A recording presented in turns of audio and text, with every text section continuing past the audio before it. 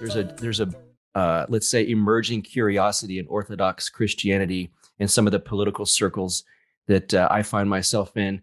And one reason I think is happening is because it seems like historically, for whatever reason, people seem to turn to orthodoxy when things get super crappy, and at least They do. yeah. So why do you think your little parish started to grow like that? Well, I think it was really a combination of things. One, I think during the pandemic, the people that were home a lot more had a lot more time to hopefully pray, but certainly reflect about things, maybe do some additional reading, delve into, now that we can't go to church, is it something that we miss in our lives? As they look around and they see their families and everybody's getting lots of togetherness time, maybe they see that as there should be something else. There's that something missing that they want to try and fill. So I think that's part of it, is people just sort of getting to do a little more soul searching, a little more research, hopefully a little more reading about it, and maybe reaching out electronically. I know I had a number of people reach out and contact me during the pandemic, just say, Father, I'm reading about this. What else can you tell me? Could I come and see it? So that's one thing. I think another thing is everybody else was closed. And so we were ordered by our archbishop, out of an abundance of caution, to have a minimal number of folks there, but he didn't really establish what that was, and that we should take, sensible precautions, not go overboard. And so we had myself, our choir master at the time, one of our readers, who is one of the minor orders of clergy, who is kind of important in keeping the parish running and making sure we stay on the right liturgical schedule, and then a server. And the four of us, I kind of dubbed them the away team, is we became this life of the parish for the time.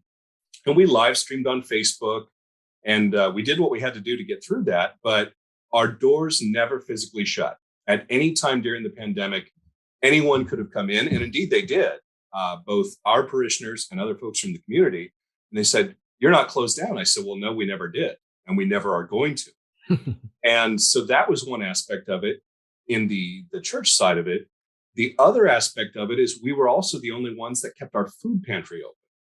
Mm. And so during the worst of the pandemic, and especially during the snowpocalypse last year, we were it. And we had people showing up, and I mean, it was absolutely heartbreaking.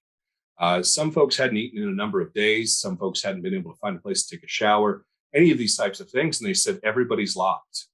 They had gone to the Roman Catholic Church, doors are locked. They had gone to the Methodist Church, doors are locked. Gone to the Lutheran Church, doors are locked. And they came and knocked on ours, and they said they were about ready to give up. And we were able to feed them. And they said, well, do I need to attend a service? So we'd love for you to, but you don't have to. We're going to feed you regardless.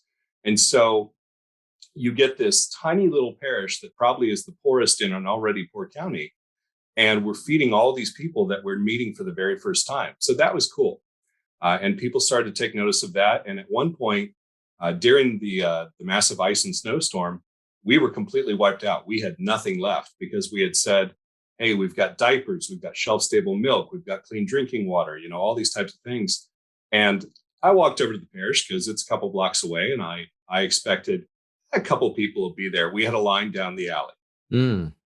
And so we fed all of these dozens of people and provided for their babies and this and that. And my wife was over there and helping to take care of these people and get them through in an orderly manner. And I put a note out on Facebook and I said, hey, we were just wiped out. If anybody can help us out, we'd really appreciate it. And the outpouring of love and support from that was tremendous.